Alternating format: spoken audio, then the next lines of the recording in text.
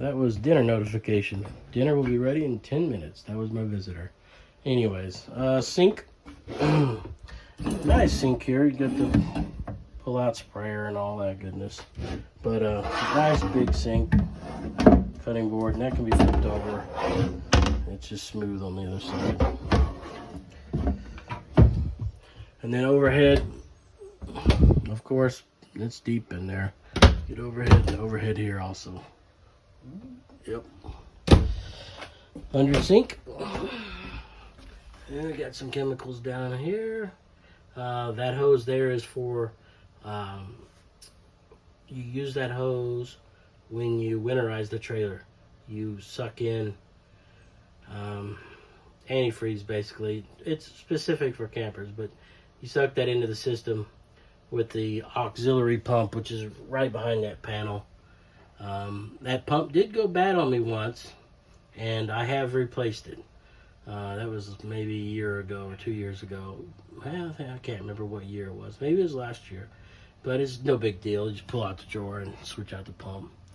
Under the sink here, you see that silver connector there? Well, it's very common on these trailers that this would break here. That connection would break. It was a solid plastic connection, didn't allow for flex, and it would break going on the road just for vibrations and stuff. And ours did. And that's the fix everyone does. Put a flexible connector there, and it's worked for, well, it happened on my first trip, so it's worked since then. 4 years.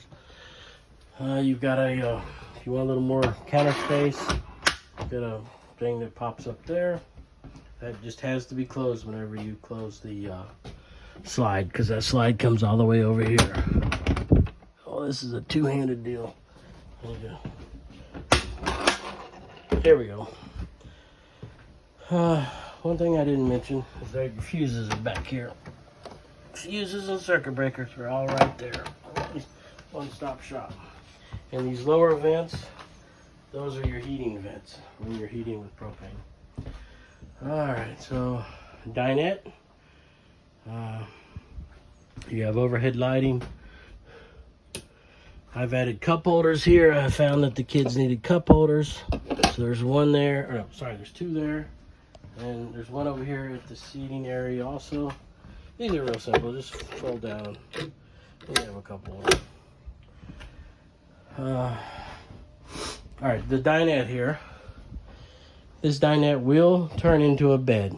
You take that table there, it's got a mechanism to allow it to fold down even with the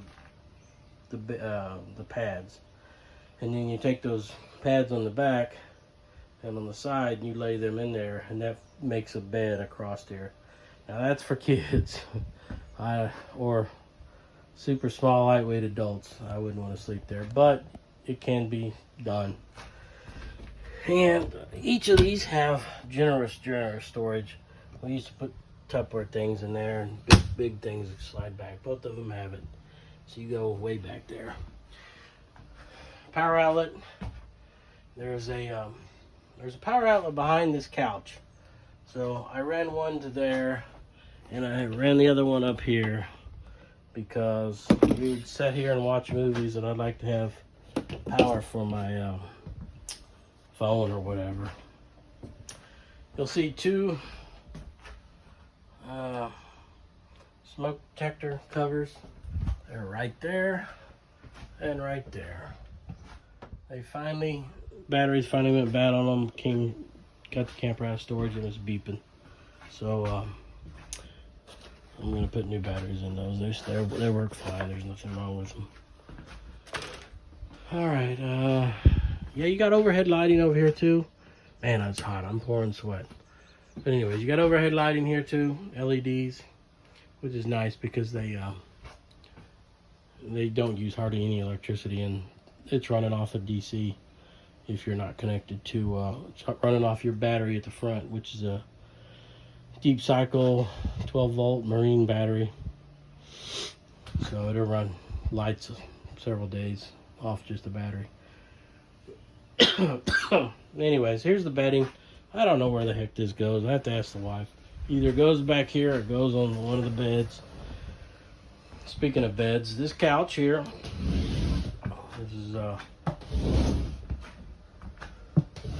this is just a storage area, and we use it as a footrest. And put handles on the side. And trying to remember, I thought maybe this came into play whenever you folded this down into a bed. Maybe not. I guess it was just a footrest. Anyways, this is called a jackknife couch. Common in campers. As you can see, it's hardly been used at all. But what you do is let's see, how's this working? Yeah, fold this up. This is not a one-handed operation. Anyways, you fold that up.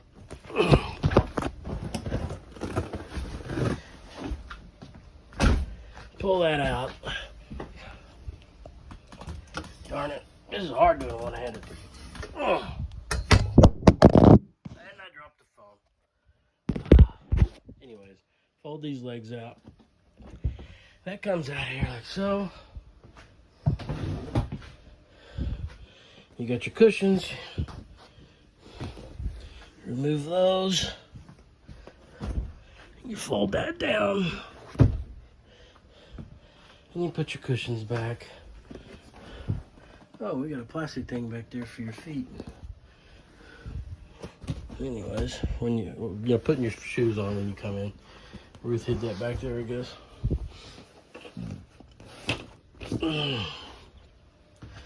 And now, yeah, we got a bed. And this is where my brother-in-law, when he went camping with us a couple times, he slept there. And this here, now I remember, this foam, this 4.5 inch foam thing, we'd put that over here. He'd put that on there and have a little bit of extra padding. But one of my teenage boys used to sleep on it too, so it's doable. You can sleep two adults. It's big enough. Let's see, going into the bedroom. Hey, I told you it's hot. Look at that. I'm pouring sweat in here. Anyways, turn the light on. Alright, I got the cover off. There's the thermostat. I have a brand new one of those in the box at my house in Germany. There's the cover for it. I've taken the cover off because these little pads on this thermostat are a little sensitive, and it's been known to change the temperature with this cover on, but without the cover, temperature never changes. So the pads are a little too sensitive. These pads here are a little too sensitive in this thermostat. Oh, let me hold the camera right. So I've got a brand new thermostat, but I keep forgetting to bring it. Grand Design sent me one for free charge. Whoever buys the camper, I'll mail the thermostat to them as soon as I get back to Germany on July 9th. But normally I operate this without the thermostat cover on. These are just touch sensitive. You don't push them. They just goes off a finger touch. Now, will it work with the thermostat on? Absolutely. You know, it works just fine. I don't know if I get that locked on there. There we go. So it says it's 97 degrees in here now, guys. But I don't want to turn this thing on. But you get the idea. So anyways, there's off. I don't know if you can see that. But it'll work with it on. You just got to decide if you want to worry about it changing temperature in the middle of the night. That's why I keep meaning to bring over the new thermostat. I've had it in the house in Germany for 2 years. I keep forgetting to bring it every time I come here. Anyways, I added this fan. This is where a TV would normally mount, but I added the fan because me and the wife like sleeping with a fan blowing on us. Got another window here. That's one opens a little different than all the other. All the other windows are sliding windows. This one's in clamshell, I guess, style, whatever. Blinds again. Nice big bedding area. It's a queen size bed. And then you get storage on each side a drawer on each side. This side you get USB outlets and 2 regular outlets. And of course, storage goes all the way across to the, this is my side over here. And I had 2 outlets over here. And then on these campers, normally you have under the bed storage. By the way, there's 2 lights there over the bed if you want it.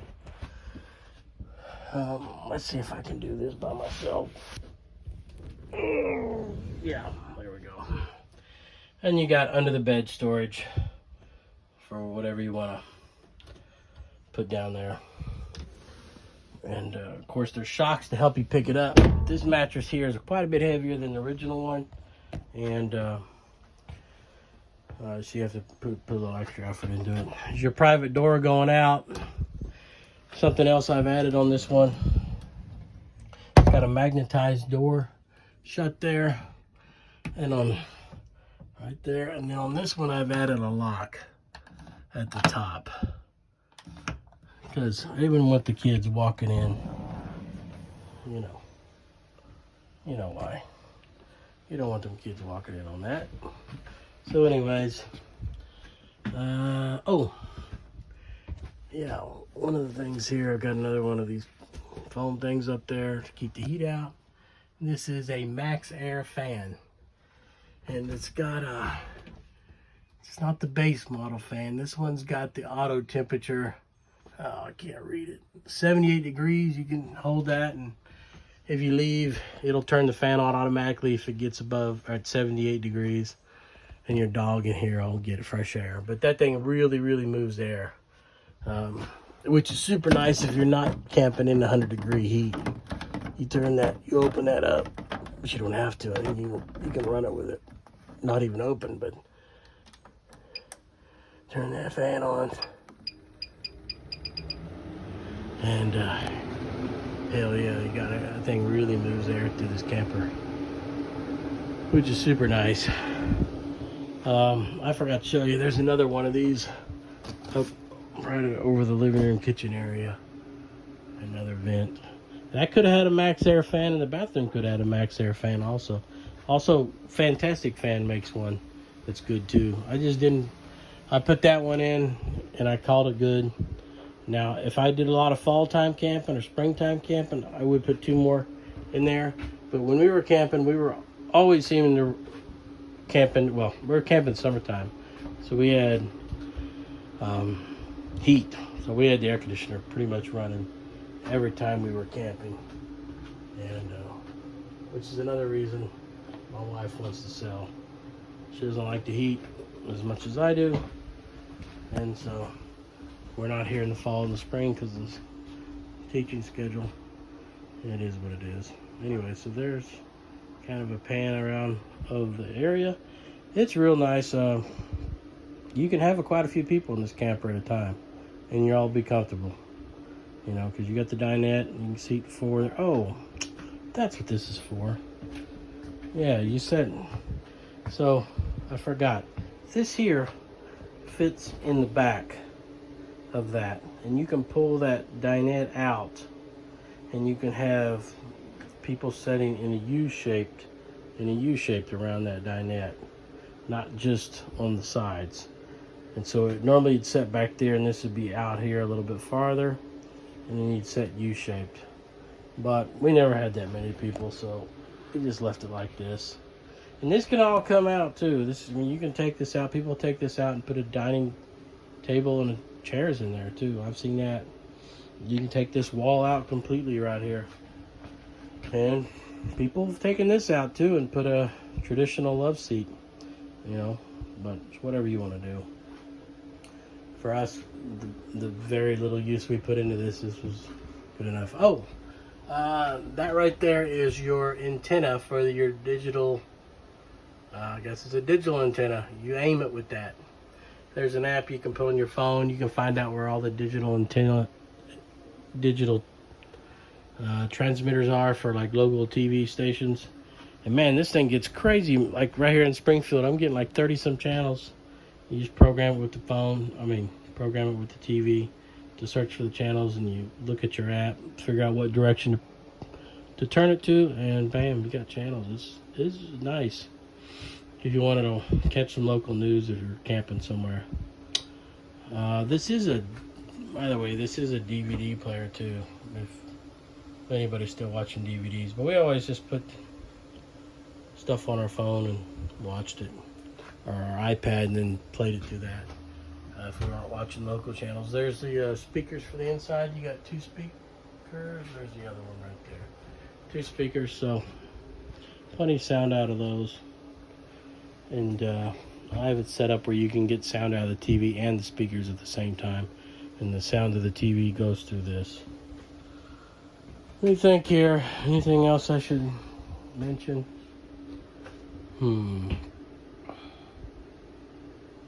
I think that's good enough. I can't think of anything else that's really pressing. Title's clean. I paid cash for this, so there's no lien or anything on it. It's ready to go to the next owner. If you're interested, let me know. We'll come by or bring it to you or whatever. Thanks for watching. One more pan around.